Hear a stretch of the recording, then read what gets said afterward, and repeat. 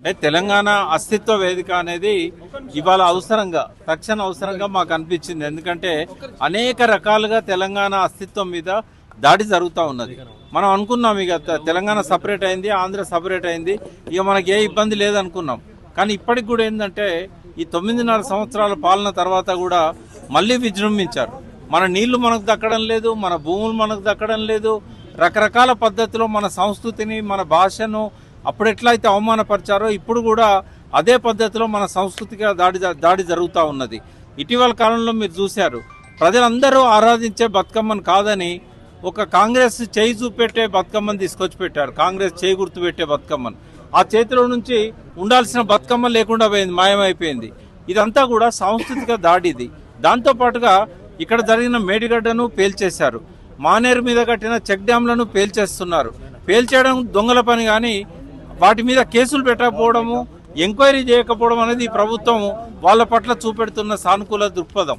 ఇప్పుడు ఇంజనీర్లే ఇచ్చారు అన్ని దిక్కుల కూడా. మేడిగడ్డ మీద కూడా ఇంజనీరే విధ్వంసం జరిగిందని ఇచ్చాడు. మాదేపూర్ పోలీస్ స్టేషన్లో అది 2.5 సంవత్సరాలుగా పెండింగ్లో ఉంది. అదేవిధంగా మానేరు చెక్ డ్యాంల మీద కూడా ఇంజనీర్లే ఇచ్చారు రిపోర్టు, బ్లాస్ట్ చేశారని చెప్పి. వాళ్ళ పరిశోధనలో కూడా రుజువైందని చెప్పారు. ఈ రోజు వరకు ఎఫ్ఐఆర్ తీసింది లేదు, ఎంక్వైరీ చేసింది లేదు. అట్లా తెలంగాణను ధ్వంసం చేసుకుంటూ పోతే మనం ఎంతోమంది బలిదానాల తర్వాత నిర్మించుకున్న తెలంగాణను నిర్మాణం చేసుకుంటూ పోయినాం. వాళ్ళేమో ఇవాళ విధ్వంసం చేసుకుంటూ పోతున్నారు. అది ఎవరన్నా కానివ్వండి, ఈ సంస్కృతి మీద దాడిగానే మనం చూస్తాం. సంస్కృతి అంటే అన్ని కలగలిపిందే సంస్కృతి. మన మూలాల మీద దెబ్బతీస్తున్నారు, మనం సాధించిన ఫలితాల మీద దెబ్బతీస్తున్నారు. తెలంగాణ రాష్ట్ర ఏర్పాటునే వక్రీకరిస్తున్నారు, పాకిస్తాన్ ఇండియాతో పోలుస్తున్నారు ఆ చీలికను. ఇట్లాంటివన్నీ కూడా మన అస్తిత్వాన్ని మనం కాపాడుకోవాలంటే ప్రతి విద్యార్థి, ప్రతి యువకుడు, ప్రతి మహిళ ఇవాళ ముందుకు రావాలి. ఉద్యమంలో ఎవరైతే పాల్గొన్నారో వాళ్ళకి ఇంకా విశ్రాంతి జీవితం అవసరం లేదు. ఎందుకంటే ఉద్యమ లక్ష్యాలను మనం సాధించుకోలేదు. ఉద్యమం విజయవంతమైంది, అసంపూర్తిగా ఉండిపోయినాయి. బంగారు తెలంగాణ ఎక్కడొచ్చింది? ఈ బంగారు తెలంగాణ రావడానికి ఇంకా చేయాల్సింది చాలా ఉంది. ఇవాళ మళ్ళీ ఆత్మహత్యల పర్వం మొదలైంది రైతులది. మళ్ళీ చేనేతకారులు వాళ్ళకు వస్తున్నాయన్నీ కూడా ఆగిపోవడంతో ఇవాళ నేసిన చీరతోని సిరిసిల్లలో ఉరిపెట్టుకుంటా ఉన్నారు. తేజాబ్ దాగి గోల్డ్ స్మితులు చచ్చిపోతూ ఉన్నారు. కూలీలకు రైతు బంధు ఇస్తామన్నారు, ఇవ్వనే లేదు. అంటే అస్తిత్వంలో ఈ పేదరికంలో ఉన్న ప్రజలు భాగమే, ఇక్కడ ఉన్న రైతులు భాగమే. కాబట్టి అన్ని విషయాల మీద ఫ్లోరైడ్ విషయం మళ్ళీ మొదలైంది.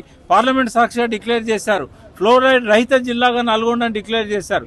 కానీ ఇవాళ మళ్ళీ ఫ్లోరైడ్ విషయం స్టార్ట్ అయింది, మళ్ళీ హాస్పిటల్ పాలవుతున్నారు.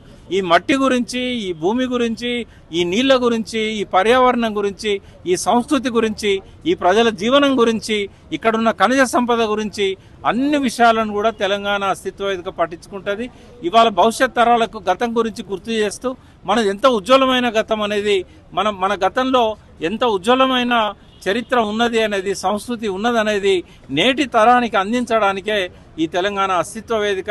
ఇది ఒక పార్టీకి వ్యతిరేకంగా పెట్టింది కాదు, ఒక పార్టీకి అనుకూలంగా పెట్టింది కాదు.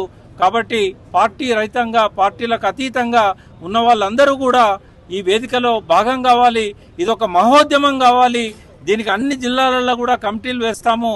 ఇది ఒక నాన్ పొలిటికల్ సంస్థలాగా, ప్రజల గొంతులాగా, గొంతులేని నదులకు గొంతులాగా, గొంతులేని మట్టికి గొంతులాగా, గొంతులేని బయోడైవర్సిటీ 84 లక్షల జీవరాశులకు గొంతులాగా, ఇక్కడున్న 4 కోట్ల ప్రజలకు గొంతులాగా ఈ సంస్థ ఆవిర్భవించబోతున్నది. మరొకసారి మీరు ఇక్కడికి వచ్చినందుకు కృతజ్ఞతలు చెప్తూ 19వ తేదీ ఉదయం పైడి జయరాజ్ హాల్లో జరిగే ఆవిర్భావ సభకు అందరూ రావాలని చెప్పి రవీంద్ర భారతిలోని పైడి జయరాజ్ హాల్లో 19వ తేదీ ఉదయం 10 గంటలకు మొదలయ్యే ఈ సభకు అందరు రావాలని చెప్పి కోరుతూ, మీ అందరికి ఇష్టమైన ఎస్ వెంకటనారాయణ గారు, ప్రియతమ జర్నలిస్టు, మన తెలంగాణకే గర్వకారణమైన జర్నలిస్టు, వారికి లైఫ్ టైం అచీవ్మెంట్ అవార్డు ఇస్తున్నాం. కాబట్టి జర్నలిస్టు మిత్రులందరినీ కూడా రావాలని చెప్పి నేను మరొకసారి ఆహ్వానిస్తూ ఈ అవకాశం ఇచ్చినందుకు కృతజ్ఞతలు. మరొక తెలంగాణ ఉద్యమము మరిపించే విధంగా, ఎందుకంటే ఆ ఉద్యమము రాష్ట్రాన్నే సాధించింది, కానీ రాష్ట్ర ప్రజల ఆకాంక్షలను పూర్తిగా సాధించలేదు. కొంతవరకు విధ్వంసమైన తెలంగాణను పునర్నిర్మాణం చేయడానికి కొద్దిగా కష్టపడ్డారు ఇంతకుముందు పాలకులు, ఎందుకంటే వాళ్ళు ఉద్యమకారులుగానే ఉన్నారు కాబట్టి. కానీ ఆశించిన ఫలితాలు పూర్తిగా రాలేదు. ఇప్పటికీ గుట్టలు విధ్వంసం అయితేనే ఉన్నాయి. వాళ్ళ పాలనలో కూడా గుట్టల విధ్వంసం ఆగలేదు. ఇప్పటికీ నదుల సమస్య పరిష్కారం కాలేదు. ఇప్పటికీ మళ్ళీ ఓపెన్ కాస్ట్ మొదలైంది. మా సొంత ఊర్లో రామప్ప గుడినే బొందబెట్టే ప్రయత్నం జరుగుతూ ఉంది. అది అప్పటి ప్రభుత్వం మొదలుపెట్టింది, ఇప్పటి ప్రభుత్వం కొనసాగిస్తున్నది. కాబట్టి మాకు ఏ ప్రభుత్వం మీద ప్రేమ లేదు, తెలంగాణ ప్రజల మీద ప్రేమ ఉన్నది మాకు. కాబట్టి ఇసుక మాఫియా విజృంభిస్తూ ఉన్నది. ఇంకా ఇప్పుడు ఒకటే కూలింది, మిగతా మానే డ్యాంలన్నీ కూల్చేసే ప్రయత్నం జరుగుతూ ఉన్నది. కాబట్టి వీటన్నిటికి చెక్ పెట్టాలంటే తెలంగాణ ఉద్యమకారులంతా మళ్ళొక్కసారి నిద్రలేసి ముందుకు రావాల్సిన అవసరం ఉంది. గుండె రగిలి కథన రంగాన మళ్ళీ దూకాల్సిన అవసరం ఉన్నది. సార్, మీరు తెలంగాణ ఉద్యమకారుడిగా చెప్పండి సార్, ఈ లోక్సభలో తేజస్వి సూర్య మాట్లాడాడు, ఆ అంశం గురించి మీరు ఖచ్చితంగా మాట్లాడాల్సిన అంశం. చాలా దుర్మార్గము. పాకిస్తాన్ ఇండియాతో ఎట్లా పోలుస్తారంటే, ఇప్పుడు నేను మీకు అందరికి ఆశ్చర్యకరమైన విషయం చెప్తాను. తెలంగాణ అన్నది మొట్టమొదటి రాజకీయ పార్టీ ఏదండి? బీజేపీ. ఆయన బీజేపీ ఎంపీ కర్ణాటక. ఆయనకు అది తెలియదు, ఏదో అనుకున్నాడు. ఆయనకు నిజంగా అప్పుడు పిల్లోడు కావచ్చు, బహుశా 30 ఏళ్ల కింద. కాకినాడ తీర్మానం పెట్టింది ఎవరండి? ఏ పార్టీ పెట్టింది?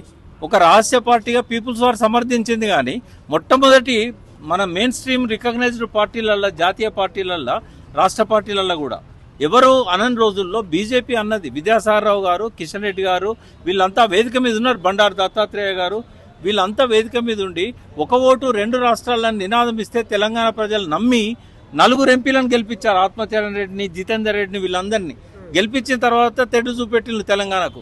తర్వాత అద్వానీ వద్దనడని చెప్పేసి నోరు మూసుకొని కూర్చున్నారు. ఆనాటి ఏబీవీపీ పిల్లలంతా ఇవాళ రాజకీయ నాయకులు అయ్యారు. మీరు పాదయాత్ర చేశారు కదా తెలంగాణ కోసం, మర్చిపోయారా? మీరు స్టార్ట్ చేసిన ఉద్యమం అది. తర్వాత కాంగ్రెస్ అందుకోవాలని ప్రయత్నం చేసింది, వాళ్ళ వల్ల కాలేదు. టీఆర్ఎస్ పార్టీ ఆవిర్భవించిందే తెలంగాణ కోసం. కాబట్టి తెలంగాణ ఇవ్వాలనే ఆకాంక్ష మీది, తెలంగాణ ఇవ్వడంలో మెయిన్ రోల్ మీది. దానికోసము మామూలు కృషి జరగలేదు. కేసీఆర్ గారు, జయశంకర్ సారు నరేంద్ర గారిని వెంటబెట్టుకొని సుదర్శన్ జీని కలిసి ఆర్ఎస్ఎస్ హెడ్ క్వార్టర్లో బంతి భోజనాలు చేసి నాగపూర్లో 2005లో మీరు తెలంగాణకు సపోర్ట్ చేస్తూ మీరు నిర్ణయం తీసుకోండి అంటే, వాళ్ళు ఇది ఒక్కటి కదిలిస్తే దేశమంతా మళ్ళా కదులుతుంది అంటే, ఈ చిన్న రాష్ట్రాలు మీ సిద్ధాంతం. మీరు గోల్వాల్కర్ గారిని మర్చిపోయినట్టున్నారు. బంచ్ ఆఫ్ థాట్స్ అనే బుక్, పాంచజన్యం అనే బుక్లో గోల్వాల్కర్ గారు స్పష్టంగా రాశారు, చిన్న రాష్ట్రాలు అనేది ఆర్ఎస్ఎస్ సిద్ధాంతం అని చెప్పినాక సుదర్శన్ జీ గారికి ఇంకేం మాట్లాడాలనో అర్థం కాక అప్పటికప్పుడు రాజ్నాథ్ సింగ్ బీజేపీ జాతీయ అధ్యక్షుడు ఫోన్ చేసి మీరు సపోర్ట్ చేయండి అని చెప్పిన తర్వాతనే సుష్మా స్వరాజ్ కానీ, అరుణ్ జైట్లీ కానీ తెలంగాణ కోసం గట్టిగా నిలబడ్డాడు. చంద్రబాబు ఇన్ఫ్లుయెన్స్లో అద్వానీ పడ్డాడు, మోడీ పడ్డాడు. కానీ వాజ్పేయి గారు స్వయంగా లెటర్ ఇచ్చారు తెలంగాణ కోసం. కాబట్టి ఇవన్నీ మర్చిపోయి పక్కనున్న కర్ణాటక ఎంపీ ఇట్లా మాట్లాడడం అనేది విచారకరం. ఆయనకు వాస్తవాలు చెప్పాల్సిన అవసరం మన పార్లమెంట్లో ఉన్న ఎంపీల మీద ఉండే. కానీ వాళ్ళ తెలంగాణకు అక్కడ మాట్లాడే గొంతు లేదు. 16 మందిని ఎంపీలను గెలిపించుకున్నాం, 8 మంది బీజేపీ, 8 మంది కాంగ్రెస్. ఇచ్చినామని ఎవరంటారు, తెచ్చినామని ఎవరంటారు. కానీ వీళ్ళెవరు కూడా నిన్న ఆయన నోరు మూయించే ప్రయత్నం చేయలేదు. కాళేశ్వరం కొట్టుకపోయిందని సిఆర్ పాటిల్ అంటే కూడా కొట్టుకపోలేదు, మంచిగానే ఉంది, మా ముఖ్యమంత్రి దాన్ని రిపేర్ చేస్తున్నాడని చెప్పే ధైర్యం కిషన్ రెడ్డి గారికి లేకుండా పోయింది. ఎర్క సీట్లో కూర్చొని ముసిముసి నవ్వులు నవ్వుతున్నాడు.